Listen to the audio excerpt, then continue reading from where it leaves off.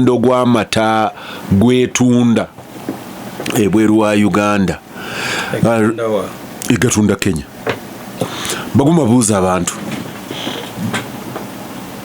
Baguma wa radio Uganda banange baramusiza nja kwebaza nnyo abali mu kisiibo Haji Ssemujju Nganda nzijukiza entare mu biseera by'ekisiibo naberanga n'emikwano gyange abasiraamu nnyo lwaki ng'obeera nabo nga balina emmere eri special kati Ssemujju bw'atuwadde ka juice mu studio nanzizaayo entare so abasiibye mwenna mwebale kusiiba n'abalala penna anti n'ekisibo kya njuyi zombi so abatuwuliriza tubeebaza tubasiima tetubateekamu nnyo ekitiibwa asingira ddala okubeera n'ekitiibwa ye Katonda omulamu ow'ekisa aw'amaanyi amangi. Ssemujju buuza abantu awiza radio Simba basewa ne banyabo assalamu alaikum wa rahmatullahi wa barakatuh balamusiza mu linnya lya Mukama Katonda w'ekitiibwa. Ampuliriza Lutindo ku lw'omukaaga nali wano ne ngamba abantu nti bw'obeerayo n'omuti ewuwo ogukola ka replacement nti ayina fruits ayina ki nti ebeera replacement income. Kwolwo olunaku ne ngenda mpita ennakasero mu katale nali nina bye njagala okugula ennakasero awo ne ntuuka ku mukyala omwo ng'ayina ebitafeeri bingi nnyo ennakasero ku mudaala ne mubuuza bino mubijjawa nammalamu amaanyi naga nti ebitafeeri byonna byolaba kati bye tutunda biva South Africa konze kiki bitafeeri nti nebiri byobadde olaba ku luguudo ate ebibaddewo bibadde biva Congo konze lwaki ffe tetulina kapasite erima bitafeeri ne tubibawa wano naga nti wano kati byotunuulira wano ennakasero bye tuyina nti obutungulu obusinga obungi buva Eritrea konze yewa nti Eritrea nga n'okukyogera tamanyi kukyogera nagamba obwo buva Eritrea.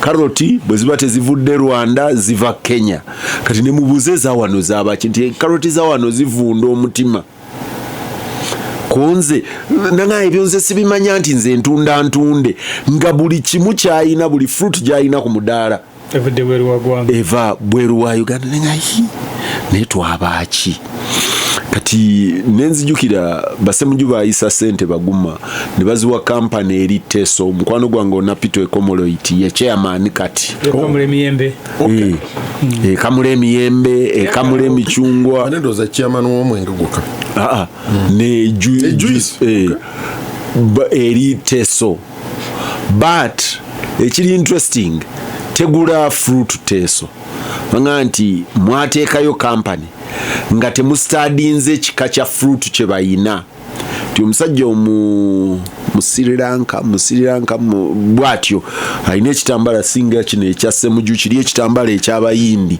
ku mutwe yanga nti emicungwa gyammwe girimu obusigo nti bwe tugugipalpinga obusigo obwo juice akaawa nti kakati tetusobola konza ate emiyembe nti agina emiyembe gye muyina tegiyina saizi girimu ebiwuzi giyina wuzi tegiri kika kya miyembe gikola juice kati ne mubuuza nti kati mugijjawa naga nti emiyembe egisinga obungi gye tukolamu pulp tugijja Kenya konze kampani ate eyina okusavinga bannayuganda eyina Ssemujju very very briefly because kyankwatako ng'omuntu mbadde neewaana wano ngamba abantu nti alimayo omuti limayo ebiri ejja fruit owuwo naye kati ngenda okutuuka mu katale ng'ava kakati ate aliwo tetusobola namukolamu at an intervention level nga Palamenti ebyo tebabibawa nakugamba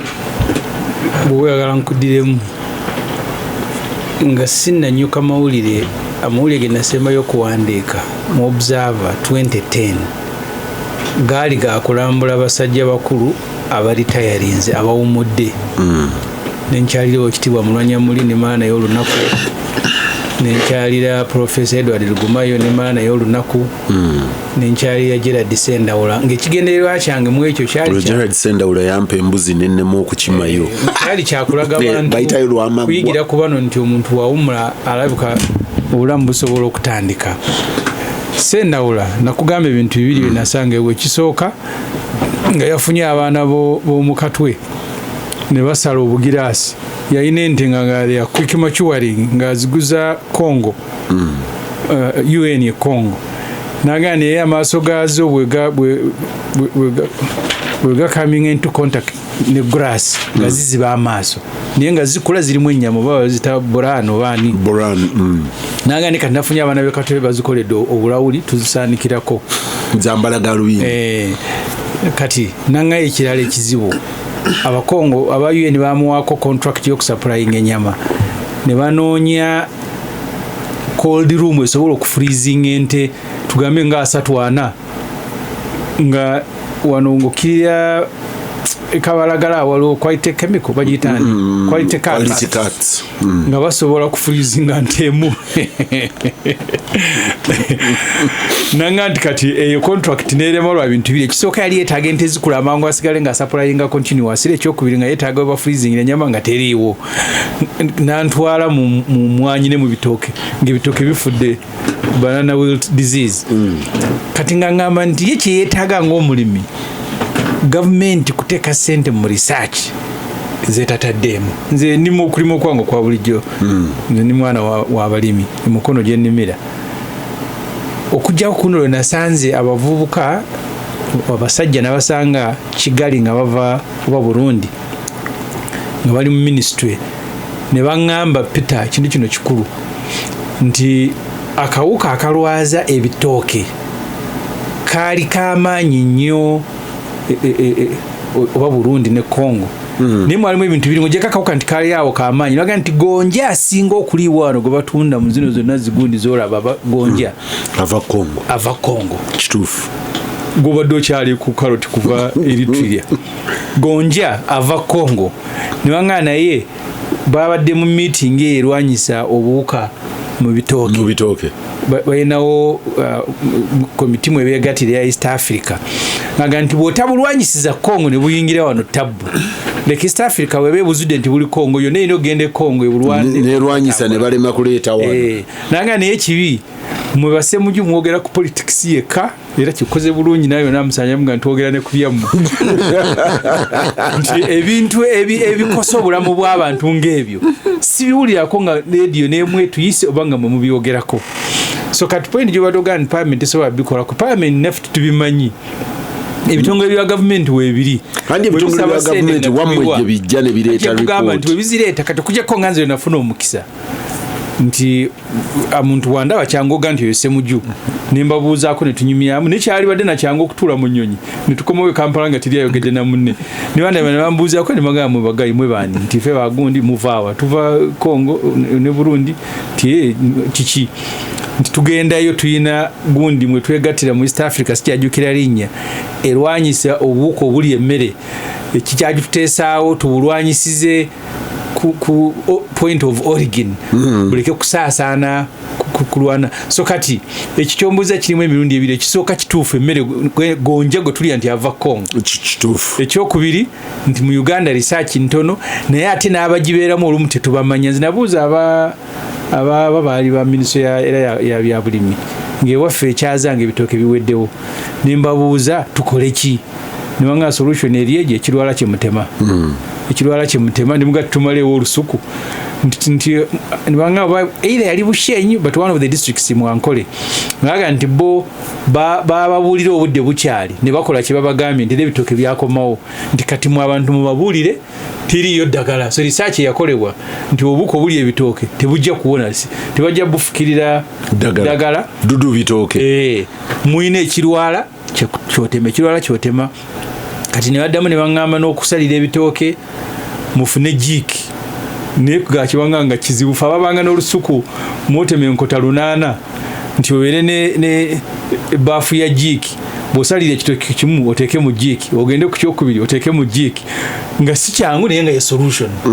So kati research ebitongole bya gavumenti ebiri mu research yo nyini gavumenti ebikozesa kimala n'abantu tebamanyi na kubeerawo kwabyo gwe teweewunye nti nze era navaayo nga magenja akulima gonja ne bajja ne batwala ettaka wengenda okulima ne banga alina okumala ogenda mu laboratory balikebera ebyabwe eby'oluzungu era ne balizza ne banga nti ettaka lyo lyaggwamu obugimu kati olina okusima ebinya binene okole bino wammanga olyoka oteekemu ebyo tosobola bigaba mulimi wa bulijjo akwata enkumbi ye n'agenda ku nnimiro nti ayole ettaka mu buveera litwale mu laboratory bw'anaama olitwala mu laboratory ajasima ebinya aleete obusa ateekemu ebyo bigamba babaguma balina ku ssente kati so obulimi mu Uganda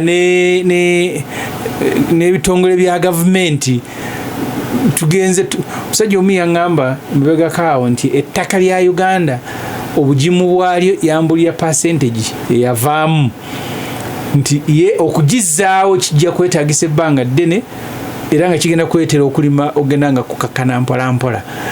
Tutuuke ekiseera bwe twabeeredde wano mu covid tubadde tulya ebijanjaalo ne kasooli Tanzania, Malawi ebijanjaalo bikyava Malawi bafumba ebitajja ebyo nga biva Malawi.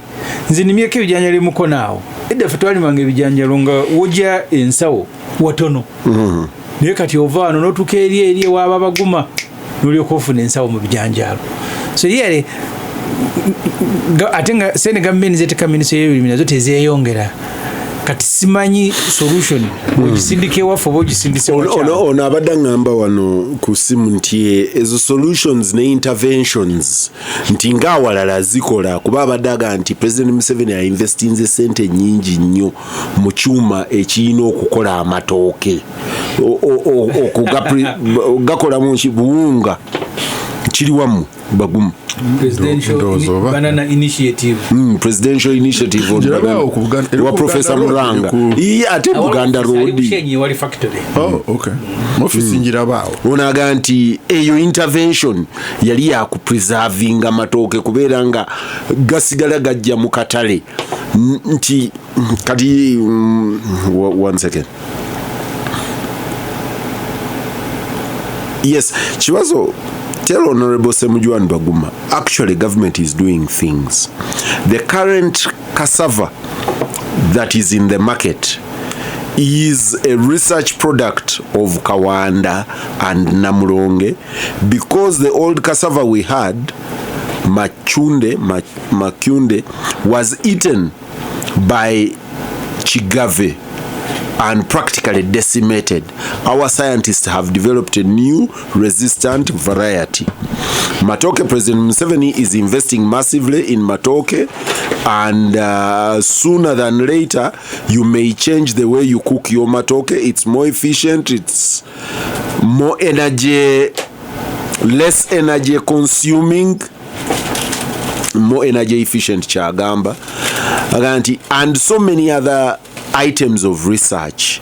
You need to appreciate the investment before you make noise. Before you make noise. Mbadde simanyi nga nange nkyewuunya nga ne bantwalira n'ettaka okulipima. Baguma. Baneiba bange bonna teri amanyi nti babikola. Baguma, just a quick one. Kubanga ekyatwala nali ne mukulu Napito nga celebrating ndoze emyaka 2 mu bufumbo obanga akola mbaga ye one of the two nga yalese juice nga ava wabwe Teso n'atuga nti ono gwe munywa ava Teso kati omusinga yaŋŋamba tiyaji n'emiyembe giva Kenya ne pulp ne factory bali bagigadde ko at one time. So kati nze noonya an intervention that one will get our farmers kwanga Baguma ekitaffe eri nabuuzaawo Nakasero nga one ka fruit bwe kati kennoge wange ku muti ng'omukyala akaŋŋamba siringi 7 tumutwalo era nali mubuuza ku comparinga na byenzijjaka nti byandibadde bigula sente mmeka nti 7 tumutwalo ne mubuuza mu bijjawa nga nti bino biva South Africa and I was hit nga nti wano tewandibaddewo abalima ennebbi ababireeta abalima wherever nga babisupplying obutale bwaffe to giving up tutyo okulima. Kati bangambye ennyaanya wawa mpeereza wano ennyaanya angambye nti ennyaanya eziri mu katale zonna eza red ennungi ziva Kenya. What is it that Kenya does that we can't do? Nabeere Kenya ndozo kimanyi. Bwe nagenda nga mu katale kugula ennaanasi nga bangamba nti eno ya Uganda. Nga bwe ngenda kumbabuuza amatooke bangamba gano gava Mbaale oba waliwo akakawa. Kati bimbuzaabuza. Kati nange mbasikola ki? Kati oba sibitegeera. You see, waliwo ebintu byayogedde Ssemujju ebikulu. Naye bw'otunula ku mbalirira zaffe si ffe eggwanga eritalina kye exportinga mu East Africa wano. Si ffe tusingayo okubeera ne deficit. Ngugi mazima ndoza naawe ne Ssemujju at least mujja kukkirizanya nange nti ffe si tuba abalina trade imbalance esinga okubeera obubi mu East Africa. Kati oba tetulina kye tutunda ate ekyo kibaawo kitya? How come we don't have the trade imbalance? B bwe tuba tetulina ffe kye tutunda mu region kitegeeza weekiri. So tulina bye tufuna ebweru.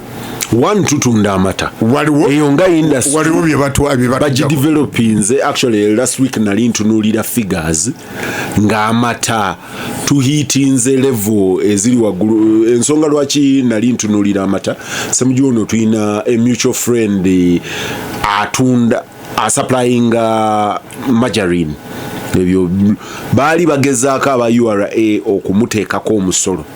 Laga nti ono bamukolera Kenya naye ebivaamu ebimukola biva bagenda okuzuula nga almost amata 9 ku buli 10 agakola margarine oyo nga gava wano. Aba URA ne badde mabega laga nti local product mu East Africa kati gamata gagenda naye intervention eyakolebwa ku mata lwaki tesobola kukolebwa kasooli.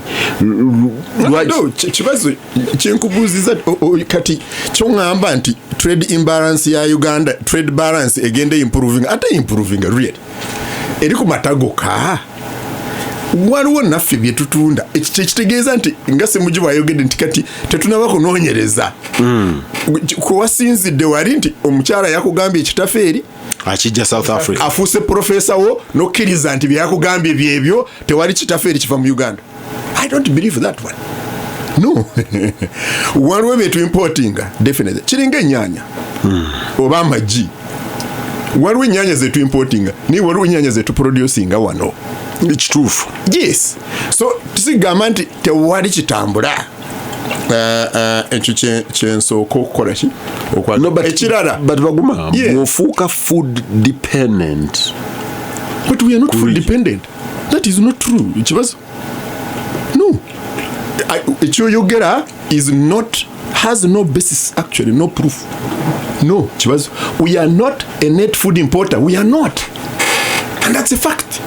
Baguma, what do your urban centers eat? At least what do your urban centers eat? They eat portion, they eat rice, they eat wheat. At least mwendi. Ebyo bisatu bibalya bivaawa muceere ngano kawunga. You see, kyesigenda kukkirizaganya naawe, Uganda is not a net importer. No. Njagala nsaitingireyo NSOS gyokozesa ntuula ku National Nutrition Technical Working Group. We are not a net importer of food. We are not. That's not true. You see, kiziganya naawe. In fact, inflation ya Uganda okubeera wansi ebiseera ebisinga obungi mmere. Yes. Naye kyenjagala nze okwawukana naawe twalibadde tuli bagagga nga ffe tuguza bali nga tetuleetayo yadde carrot n'omu okuva Eritrea. Okay. Nze nyinza okwawukana naawe ne Peter nze kinnuma. Enjogera ekyuse. Kati enjogera ekyuse. Because jengamba tutengeri kifaananyi kyabadde awa. Kugamba nti wano ffe tetulina emmere yaffe yonna gye tulya tugijja bweru si mazima. Tugira emmere yaffe wano n'abantu bajjawo wano emmere naffe ne tufuna n'abalala ne batwala. Tulwana ne Kenya ng'eganya okutwala amata. Eganya okutwala kasooli waffe. Twalwana nayo ku kasooli ne tulwana nayo ku mata ne ku bikajjo nga baganye. So ekifaananyi ekyo kyembadde njaga naye tukkirizaganya ne Ssemujju kugamba nti obusobozi bwe twandibadde nabwo potential gye tuyita potential tetujja exploitinga. ensonga y'ettaka ayogedde ku nsonga y'ettaka ekintu kye twogerako naye ne kikoma ku bigambo yekigimusa fertilizer tetukozesa fertilizer wano mu Uganda in fact Kibazo simanyi oba olinayo omulimi gw'omanyi akozesa fertilizer yeah, is a good fertilizer. Obusa n'obukuta bw'emanyi is very good by the way oba obutegese bulungi. Obukuta bw'emanyi bw'obuteekamu nga tobutegese bulungi bwocha ingredients. Kyekimu n'obusa bwonoona. Naye bw'oba obutegese bulungi can be a very good fertilizer. Teweetaaga chemical fertilizer okosa ebeera organic. So kye tutakoze kwe kukola ki? Ekirala ettaka lwaki lifa? By the way Kibazo kyoleese belonging to the global soil movement. Oba Baguma wawo otoli. No. Parliament nga nkyali munamawulire. Nga bwe kibasula mu ddiro ng'agamba I am a student of political science. I am a student of anthropology. No, I can invite you now to our WhatsApp group. I can invite you now. You see, yes, because tosobola kukola nutrition nga tokoze gundi, nga tokoze soil. Because ensonga gye tusize okubeera nayo is deterioration of soil over the years. We have lost about 60% kati nvude mu Luganda. Ettaka lifudde ebitundu nga 6 ku 10. By the way globally. Ne lwakuba tetukola ki? Tetuzaamu to revive, to rejuvenate ettaka. So ebyo bijja kuba bigenda byeyongera nokukosa the level of fertilizer gye tukozesa Kibazo is dangerous. The world level ya fertilizer gye kozesa amazzi tugajjira we are contaminating all the water sources because practices zaffe ku ttaka zitta ettaka has life, is a living thing. Ettaka is a living thing. Lino obulamu ettaka lino obulamu olina okubeera ng'oliwa nga bw'owa emmere n'oliwa eddagala n'oliwa nga bw'okola ekintu ekirala. So twenzikirizaganya naawe nti wabyataka ettaka nalyo lina obulamu balijjanjaba. Yes. You have to treat it. So kyova olaba gundi extending desert ebeera eyeyo tegenda yeri erumba eno. So kyenzikirizagana naawe Kibazo nti engeri esente by the way zituteeka mu byobulimi singa tuzikozesa nga bwe tuzigamba nti zandibadde zikola twandibadde tufunamu okusinga bye tufunamu. Ekisinga okutta wano mwe mukyalimu ebyo kwe kuzibba. Esente zetuteekayo tezigenda mu kukola bye gyandikoze. Yisi oyogedde ku fruits factory eya Jeju eya gundi esorodi mu economics bagiyita footloose. It's a footloose investment. Yali ya politics. Yes. Yali ya politics. Byali bya bufuzi. Bw'otuula wano n'olowooza ati abasajja b'omu culture bw'obatuuza ne bagamba twali tetumanyi nti tetulina bibala ebimala ebisobola okusupportinga ng'olowooza ekyo tebakimanyi. Ye ab'ebyobufuzi babasinza amaanyi ne bagamba tugenda kuleeta fruit factory wano ne bajja ne bakuba embeekuule bula tuguddeyo mugenda kufuuka bagagga nga tewali agenda kufuuka bagagga bakimanyi. So kiba kya bulimba okulowooza nti bano tebabimanyi kye bakoze ku mata ekisinga obulungi naye waba wulya wano nga bayomba ne beevumaavuma ne beeyuzaayuza. Gavumenti tekikola direct. Gavumenti eyamba buyambi abalunzi okukola bulungi omulimu gwabwe kyebandibadde bakola kuba enkoko ne tubeera n'amagi agamala. Kibazo kyotoyogedde kutu importing amagi. Yes. Bulungi nnyo. Nali manyi twavaawo kati ffe tutwala kubanga tubadde tugaweereze South Sudan, tubadde tugaweereze Congo. Ne bwe tugatuusa wano ne tugatwala e Sudan ng'agafe. Yireka naawe. So naye sente tuzibba. Nze ekisinga okunnuma ne sente eziteekebwayo tuzibba kyekisinga okuba ekizibu. Singa obubbi n'obukumpanya si bwe bungi nga bwe tukola waakiri ebimu byandibadde bivaamu. Kuba eri abuuza nti Baguma toli candid ono bamuyita Mayanja Brian agamba nti Baguma beera wa mazima ebaddeyo interventions mu cattle corridor ezifudde okulunda ente extremely profitable. Why isn't that done for other agricultural items? It is not true that it is extremely profitable. Twali wano ku program tugamba wano bayomba ne president ne bevumavumaawo ebimusaba amanyi agamusobola gogera wano okimanyi naawe kati extremely profitable bulimba. It is not extremely profitable. Eyo njogera ya Kampala wano ya ku street tufiirwa nnyo. Ibra Baguma akulaga ekifaananyi ky'Abaguma tekigaa nti tuli yaddeko. Ekifaananyi ky'Abaguma kigaa nti somehow abantu beerwanako ne bayitawo. There is an absence of state in this space. No nze mabega kawo onyine Palamenti ndoza gavumenti tena kiwandiiko kyebana kireta kiwaako Palamenti naye abaka Palamenti tebasoma.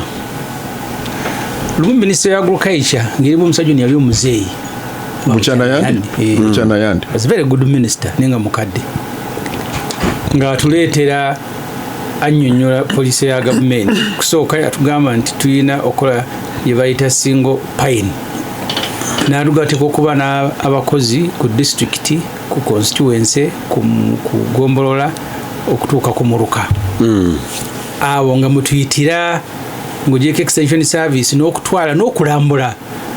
Nabadde ne mukodomi wange kuva e Kasanda nga sineerabira nga ngamba MP waabwe Nsamba nti atuwe mmwanyi naye bamala kulambula binnya bwobisimye okuwa ntulinga baziwa abanne zikala ne batazisimba naga nti kati ozigaba amala kujja n'alambula n'alaba nga wasimye ebinnya nga byebyo naga nti kati omuwe ebikolo 8.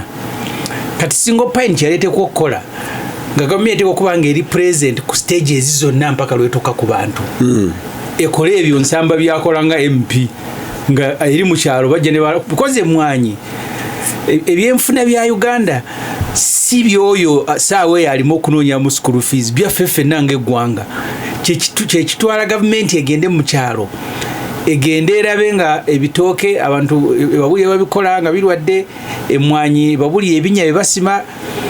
Naye minisita yatugamba ko sinakuddamu kusoma kiwandiiko kiri latest nga abamu abakozi abateka okubeera ku Gombola teri n'omu ewali owa veterinary ate nga ali gye balima bitooke kati ate ow'ebitooke ate nga ali mu veterinary w'Abaguma abalunda ente nga beetaaga okuddamu okutereeza.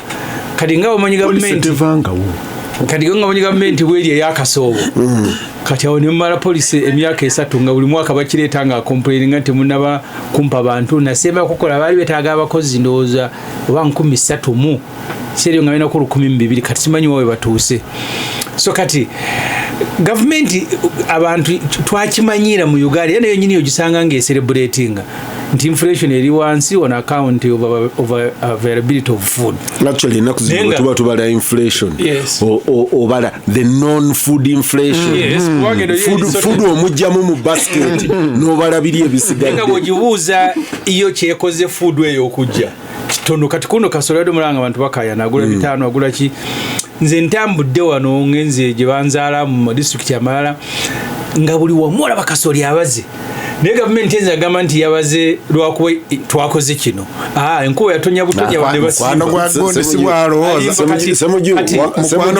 wawe ebbanga liyiseeko emabega eriyo mukwano gwange ne Baguma ono general yankubira essimu nga Kasooli adibye wano nanga nti kakati Peter gwe wali obuuza Kasooli gwe twabagaba yalaga kati wuno adibidde mu katale nti era okyagamba tetwakola kati twasimbye sizoni na akala nkuba yatonya mwao ne tusimba fenna yakaze wange naye nakubye nenzija musamu Kasooli kakati no ngamba ono gwe twakasimba ono ono yakaze ali mukala so kati mwasimba mu season y'ekyama tumunonye oyo mukwano gwo atubulire lwaki Kasooli akala yabawo ensigo ne musimba budde bukyama first of all nensigo bazitune muno baziva Kenya nazo ezirimu nyingi abantu begulira kuba siza sente nyingi okusimba. So ekizibu kyaffe nga nti gavumenti olumu obutabeera mu bintu bino mu nteekateeka yaabyo kibireeta exact ekyo kitwogeddeko nti Kasooli watuuka okubala abalabo bazi nti abantu balimye enkuba neetonya bwe muddako sizoni n'atabala kati nze mukono nali nze gye nakulira tetwateekako bigimusa mu kasooli mu bulamu bwange bwonna tetwafuuyirako kasooli naye kati muba musimba nemusooka muyiwayoko obugimusa nemuwabayo kamera nemufuuyira bwatuuka waggulu ne bumuddamu ne mufuuyira ng'oli bw'aba yeegendereza ekituyamba nti abalimi mu Uganda basinga obungi bakozesa amaanyi n'abaana waka bw'aba omulimi akozesa abakozi nga bakusasula n'ofuuyira n'oteekamu obugimusa bw'oba alayinza sizoni ejja obutasiga n'ekituyamba nti twesigira Ssemujju n'akwata enkumbi ye n'agenda n'asiga kati tobala labors akusasula kati ate n'abalala tebabala kubanga kyalina okuba talina kyakkola n'abeerawo bw'atyo nga Katonda atusaasidde tabala n'abeerawo naye ng'abantu bagenze kola kibalo nga like bagenze kiri pure commercial nti agenze kulima kugyamu sente tuyinza okuluzinga nearly half y'abalimi so gavumenti yalina okuyamba kisendawula kye yagambye okukola research okuyambako abantu okumaketinga luli twalina abasajja kitongole kya gavumenti ekyo sikimanyi nga boogera ku buno obuwuka obugenda mu kasooli nga bamwanise yali atuviiriddeko bamu afrotoxin obuwuka obwo omusajja n'atunnyonnyola kye nali simanyi nakyo kwaffe twakula kasooli mukungula ne muyiwa mu lujja ekawongeza enkuba wewejja ne muyiwa mu kisenge kyammwe ne musula ku kasooli kungulu oyita obudde ne mukuba ne mutwala mu katale mu kyalo bwe twakula bwe tutyo Peter kasooli talina ye wakati alinawo space asharinga ku yammwe kasita ajja ne muluje enkuba ebijja ne muyiwa mu store ne gombe eyo nina gye nalaga ng'emmwanyi bwe bazikuŋŋaanya n'eddiiro lisiizinga okubeera eddiiro nga emikeeka bagyala kungulu ku mmwanyi mu kyalo kati embeera nze we nakulira nze kuba maybe a bit of improvement nga bwe tuboneka musajja ng'agamba nti buli kasooli gwe mwanika mu ttaka obuwuka buvaayo ne bumuyingira ne bulwaza abantu kati ebyo saakiwulira nako saagala gandi gavumenti yaliwo nga nkula ne saawulira gavumenti ng'esomesa buzibu buli mu kwanika akasooli ku ttaka saalabayo muntu wa gavumenti n'omu atambula ku byalo ng'agamba nti mwanika bantu kubanga bo bennyini nyini abaana basula ku ttaka ate bagende nti no kasooli wamwanikanaligamba muyingo abantu tebalina toyi waka ate gwe bagamba kusoma nti lwaki temusimba toyi ne waka teriiyo ampuliriza tukoma olutindo wano ku radio in doubt nti tuimportinga ekyo tulabika ffenna tukkiriziganya naye interventions za gavumenti zetubuuza gye ziri kyekibuuzo ndowooza largely nti interventions eza gavumenti ziriwa ono agambye nti actually ne pulp gwe bateeka mu miyembe esoloti kati takyava na Kenya nabo bamubayisaako buyisa bamuleeta buleesi baleeta buwunga ne muteekamu amazzi simanyi butuufu bwabyo oli agambye nti mutuleke ebintu byaffe wano biwooma okukisinga ebyo bye bajja ebweru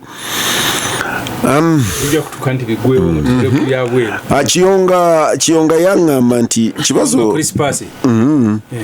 oyo Kiyonga Crespo yalima emiyembe n'emicungwa Kaseese lwe nasembayo musanga ku Sheraton yaŋŋamba nti bannayuganda buli gwolaba mubbi nti ye yalimanga emiyembe nayimirira eno n'agiraba okuva eno okutuuka luli olusozi naye yagendanga okudda okukungula ng'abantu bagibbye gyonna era ye yaŋŋamba nti kati buli munnayuganda gwalaba alaba mubbi naye ono Kiyonga ye agamba nti if you want to understand the heart of this country and the interventions we make, only 3-4 weeks ago KCCA embarked on planting palms across the whole city. Drive through and see how many are surviving. With the free water resource we have, they cannot even water them. They are all dying. Read the Monitor today. Of course. Rwanda, by the way, Peter. Nali birambo walabu. Neza palm zo muzini. Nali nebunya Rwanda. I mean, abawalabu be bafukirira emiti. Rwanda. Emiti ebimuli bina bu pipe mwebuli n'abakazi abakeera okubirima. You see Uganda okujjako ekintu kikoze nga project ne wano Uganda ebintu bikola nkola ey'omu kyalo gye ngambye nti twali teekawo ensi ne yeesootinga ebyo ebiraba enamboole baasimba ebimuli okwetooloola ekisaawe zonna embuzi zaabiridde mu studio zigikwanjulira ndi ne Richard Baguma ne Ibrahim Ssemujju Nganda.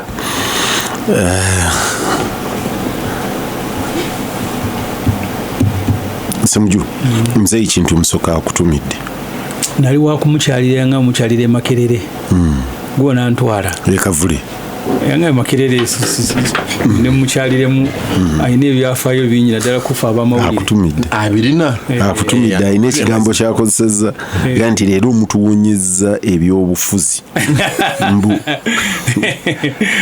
kanjiso aga nti bikubye empi nti kati now you are talking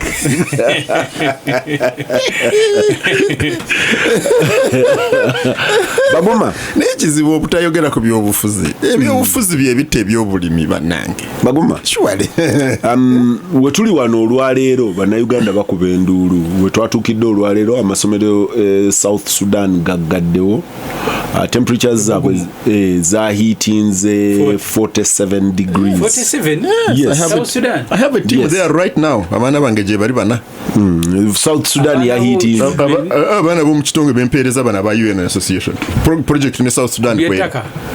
ebya SDGs ebya Sustainable Development Goals Ba- ate ettaka mweriri soil health kati oneme no soil health mweriri nakunoonyezaamu byebintu no because ate kati bw'oba nutrition anti kati tolina bw'okola nutrition okay nga tolina health soil tekiriyo naye Baguma bwe bagamba nti bagenda kuggalawo amasomero e South Sudan nekanga nenga awatali India nenga nti kiki kino but of course oli bwe yagenza okunyinyonnyola nina mukwano gwange head teacher South Sudan nanga nti abawarabu basobola okusigala nga bo basomesa nti naye nabo ate basinga kusomesa nga bambuka kawungeezi nti kubanga eno hiita ebeera nnyingi nnyo nti naye bo balina SC balina embeera gye nti naye kati wano ffe waffe tekisoboka nanga nti ate mwe mutunuulidde abantu nti naye ebisolo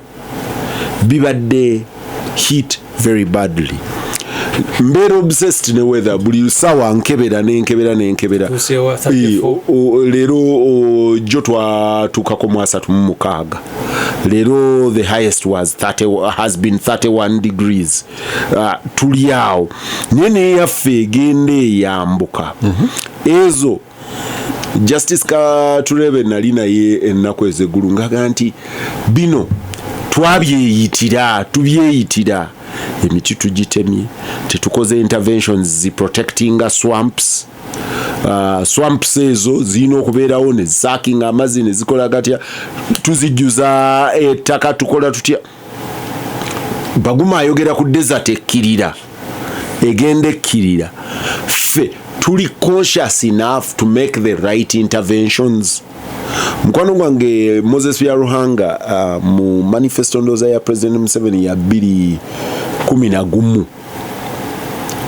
bagirikolinga nga bamaze ogiprintinga nga baprintinze mu manifesto bataddemu emiti gye baali bagenda okusimba nga the replacement value tegyenkanankana gye tutema buli mwaka bo babeera ne benefit ya data wa Gavumenti kati aga nti bwagenda ogisanga gye yagisanga n'asoma nakati musobola kugamba nti mugenda kusimba emiti naye nga tegyenkanankana gye mutema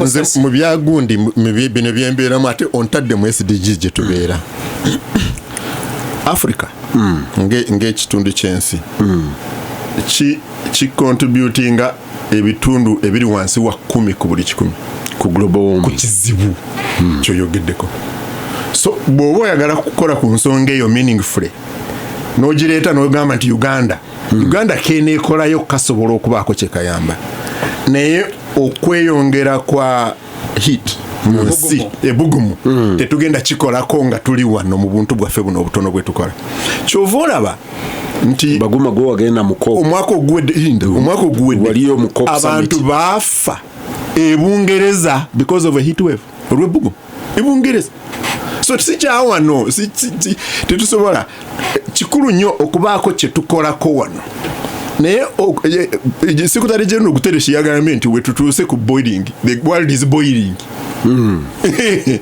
sibya mu 92 ekintu kino batandika okukuba enduulu mu 92 banasayansi ni bumanyi bannasayansi bwe baba boogera ebintu byabwe tubiraba ng'ebikyali wala nnyo. Ekisinga okuleeta ebbugumu mu nsi va ku miti gye tutema, bigundi industrial emissions, omukka oguva mu zi factory oguva mu makolero, oguva mu motoka, ebyo bye bisinze okuleeta ebbugumu mu nsi. So bwe tuba tugenda kendeeza America, China, Bulaaya, Japan ne India kati ze zisinga okukola ebintu ebyongera ebbugumu mu nsi. Lwaki ffe tubonaabona nnyo? Kuba ffe baavu. Bw'oba omwavu kye bayita mitigation, okwetaasaako ffe tetusobola. Kyova okyogedde nti mu nsi z'Abawarabu babeera n'ensi, naye wano tetujja kubeera tetulina ki, wano gujja kutwokya. Eri mu nsi z'Abawarabu bagenda okusoma ekiro, omusana bwe guba mungi, kuba balina baasi ze batwala ku masomero ne zibakomyawo, ne streets ziwandiise nti omutwala wano ne wano. Naye kati omwana bwe bamuwa drive amutwala ekiro ng'avudde ku ssomero aba talina gy'amutwala. So climate justice kyetwogera Uganda Saudi nga baasi za bwereere. Yes, kyekugamba. So nga bazitwalanga kkubo osanga parkinze ng'oyingira ng'oviiramu olaga ng'oddeeka. So kyova olaba Kibazo bwe tuba tuwogera ku bbugumu ly'ensi ne tulireetera wano ne tuleeja olyogera ku gundi ku Uganda, South Sudan, kaliwa ekyo tetujja kikwatako. Kino okukolebwa kyetuva tukira global warming. Kyova olaba kati batugamba nti badde bangamba nti ekibira kyange sikitema, nti bagenda kunsasula. Carbon trading. Nakugamba wano carbon trading ng'ogamba toyagalira ddala kuwulira. Yeah, because you see batunyigira mu bwavu. Temuli muddugavu akola carbon trading. Sente baziba abazungu be bajja wano. Bw'aba akugulako omuti gwe bamuwadde sente 10 akuwa 3. So injustice. Naye nga bw'atali kuguza 3 wali gutunze mmeka? 3 naye akukola ki? Akwanguyiza. Yeah, so eyo injustice, climate injustice, obutali bwenkanya ku butonde bw'ensi. Baguma ekisinga okuba ekizibu y'ensonga okubeera ensi ffe otwabsolovinga ffe tetulina mbadde nkukolera context, naye n'akaffe gye mbadde nzija ebitundu ebyo ebiri wansi wa 10 ku buli 100 naffe tukubeeko kye tukakolako. Naye bw'ogamba nti bw'olaba South Sudan nga bagalawo amasomero nga toyogedde ku ebintu ebireetera ebbugumu eri esinga obungi mu nsi, kiri ku America, kiri ku China, kiri ku India, n'okikola nti kikolebwa wano wokka ku bugundi bwaffe, akuwuliriza ajja kuba tategedde ensonga eyo. Kati ajja kulowooza nti bw'anaasimbayo emiti ebiri ensonga ijja kuba ewedde, ajja kuba contributing ku kano less than 10%. Ssemujju koza agambye ne mu byettaka. We nali chairman wa Kosase 2014-2016 nze nina ebibuuzo nabuuzanga ebiri basic buli kitongole kyajjanga mu committee nga sinagenda mu zine zaabuze soka babuuza ebyo mu operating ya capacity ki. Nabuuza aba Forest Authority NFA ne baŋŋamba nti buli mwaka olwo ng'eriyo bba wa Margaret Muhanga buli mwaka twali tuteme ebibira hectares 9 naye nga tusimba 3,000 buli mwaka. Ate tebakunnyonnyola ekirala ekisinga obuzibu nti akenda tuba tutema gye bayita indigenous trees, emiti gye gyaffe ginansangwa egyo gye gisinga okunywa carbon dioxide, omukka omubi, ne tusimba kalituusi eyongera okwonoona. Kati awo madenzija bw'okkirira ennamanvaawo waliwo ekitongole kya gavumenti ekikola ku miti era olumu kya NFA bw'okyamayo ne wagala gino gya bwereere katamba mugenda gisimba nga gya community.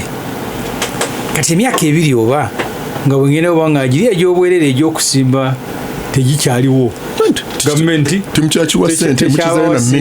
tekyabawa ssente kugenda ku multiplyinga miti egyo. ekyabaguma njagala kivaako ekindi ewala kyenyinako solution entono ngende kukyanga wano mu Uganda ebibira tubitemye. First of all, mu police gavumenti eno zeyakola ezaali zisinga okubeera embi ye police ey'okugamba nti ebibira ebiwadde abantu Baguma n'atema indigenous trees n'asimbawo kalitunsi gamba nti babalayisinsinze emyaka oba 22 kankubule Ssemujju bampe ettaka fact bampadde license last year nga bagamba nti forest reserve nasangawo kasooli so forest reserve ze mubala honestly entenjeru forest reserve eriwo nze ne muzibala mu mpapula newe nnimira wennyini ebulimu wenkoma wansi forest reserve naye n'abagirimu tebamanyi weekoma nange simanyi weekoma. Nze ndowooza nti gavumenti nga bwe twawadde mu byobulimi n'ebyemiti yafuuka sirogani tulwanire obutonde. Mekako nabuuza abannema nayina emukono enyo naye ennyumba yange ey'omulimi nga waliwo omusajja azze bakuba amayinja pasita enju z'abantu zonna ne zaatika ne ngenda mu nnema. Abannema ne baŋŋamba nyinewo ne factory ya binzika naye ndinaanye nga naye ali ku taabu ne baŋŋamba temwatuwadde sente zagula pickup tetusobola kwenforcinga amateeka. Ssemujju mwe mutatuwadde sente kwegamba ne bintabula abasajja bakeera kuba mayinja enju z'abantu atisi yange ngeri walawalako n'abalina nyo bakeera kukaaba. Enforcement mu Uganda kyekintu kati ate okojjagatako enfuufu eneeva mu mayinja egenda kutta ebirime basta n'asaba mwena abayita basikyani muganda project kyekintu ekisinga obuzibu mu Uganda. Wenabeera mu Kosasi lwaki ntandikidde eyo nabuuzanga ebitongole bya gavumenti omwali NEMA omwali Bureau of Standards nababuuza mu operatingira ku capacity kini bangamba at that time 27%. Nembabuuza temusolooza sente kuzijja mu bantu be certifyingira ebintu nga basolooza naye nga tebalina ba staff nga gavumenti niwe yali gavumenti bakkiriza mwewole mukolere at 80% musolooze sente ezo zibamala okuexpandinga naye nga ebintu bye tukozesa wano counterfeit mungi naye operating only at 27%. Abannema nga tebasobola kuwa bantu bagenda kukola mirimu certificate ya environment impact assessment nga nabo operating kwa about 30 ate nga bagamba nti muzimba nga tetubawadde ne bangana bwe bazireta application emitwalo gumu mu processing akomeka 12 mu report gye nakola ku Kosasi nze nava nnyo okubba sente byokka ne ntunuulira bitongole bya gavumenti bwe bikolanga. It's such a huge disappointment nti ebitongole weebye biteko kukola emirimu ne sente zebijja mu certificate ze bayissuing nga tebasobola kujjayo yadde 10 naye nga buli omu ajja mu parliament ng'agamba mutwongere budget nga magalo lwaki temusobola. Mu Uganda ekizibu kye tusinga okubeera nakyo Peter tukolwa leero maye nkigamba wano Baguma tetulina target tewaliwo sanction era nziwe nga nakayingira monitor nfulumye Makere 98-99 twayagala nnyo ogenda okukola mu gavumenti nga batugamba mu gavumenti bakuwa omulimu osobola okuddira entebe n'ogyambaza ekkooti n'ogenda ebijaba n'okomawo nga wayiseewo ewiiki 2 nga buli alingiza mu ofiisi alengera ekkooti kweri n'alowooza nti wagenzi yali motivation lakini sente bakusasula zabwere tebagenda kugoba ku mulimu pension permanent pension tewali agenda ku supervising ne supervisor naye yagenze mu faamu ye. Ekyo kye disappointment ey'amaanyi. Dubai ntera ogendayo lwemansobodde buli mwaka ebitongole bya gavumenti babeera n'omukolo target zaayo biteko okusinga ebya private. Katugeze nga twalina nga Uganda Telecom target eteko kubanga ina okusinga MTN era buli mwaka batuula ne babawa buli omu n'alipotinga ku target ze bamuwadde ne babali wadinga emikolo nga gy'amaanyi. Mu Uganda mpaka tufuna gavumenti e Rwanda mulimu ebintu byendi uncomfortable nabyo naye buli mwana gwe bateeka mu office omulaba nga mutwe gwe kimulimu nti ateeka okukiderivaringa wano buli omu akiyiya wagenda kukiryako aliddeko atya. So Baguma kiri kyagambe kituufu abatuleetedde obuzibu ze ziri ensi ez'amakolero amangi naye newaffe betuteeka okukola ebitono. Nze nali Seychelles neneewuunya nga omuntu bw'aba alina poloti wagenda okuzimba enju bakukkirizaako kkubo ne wana akajja katono tokwata ku muti tokwata ku butonde n'ozimba akayumbako nga kalina olujja lutono nnyo oli mu miti n'ekkubo lye bakulekeddewo erikutuusa as a policy in an African country teri kutema muti naye wano osanga abali mu forest be bawa license ng'asimbye emiti gy'abayindi n'abachina kujja kutema plywood nga bakera ku nki ekibira kyonna ne bakiyiwa cwa ne bagenda ne batema plywood nanga nti oyo alina license ey'okutuukawo ebibira so police olumu zitutuusa we tuli kwegamba ne we twali eggamye ng'ovudde ku kinene ekya America ne China ng'osese ku global otuuke wano ewaffe katono ke twalikoze katulemye okukola tewaliwo enforcement osanga aba traffic ku kkubo olwaleero mbadde ngenda emukono n'obasanga nga ebweyogere wano wansi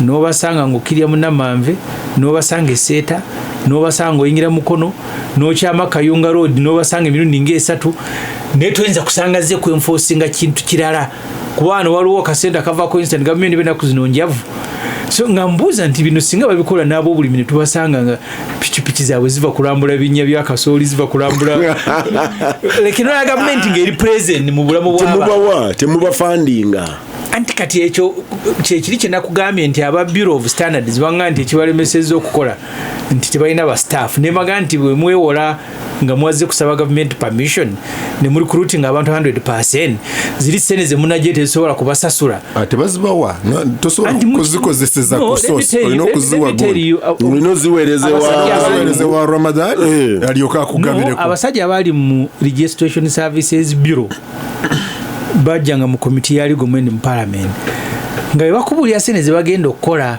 ne bye bakoze nga teri MP aganti baleke kubongera sene kati kyekiri ne banamanya Johnson abali mu immigration buli atuukayo n'olaba nga waliwo kyenyi ne bajja mu Palamenti bagamba nti mutwongere sene mulaba nga bazideservinga ne babulira ze bajja mu bintu bye batunda neje betaaga okuimprovinga na mekazi bagenda okujjamu naye mulimu omuntu ajjanga wa kitongole kya gavumenti nga wakunyuya neza yeno yagala zimujjako ampuliriza Lutindo nkomyawo tokkiriza ddiiro yonna kweyitako mu mwaka guno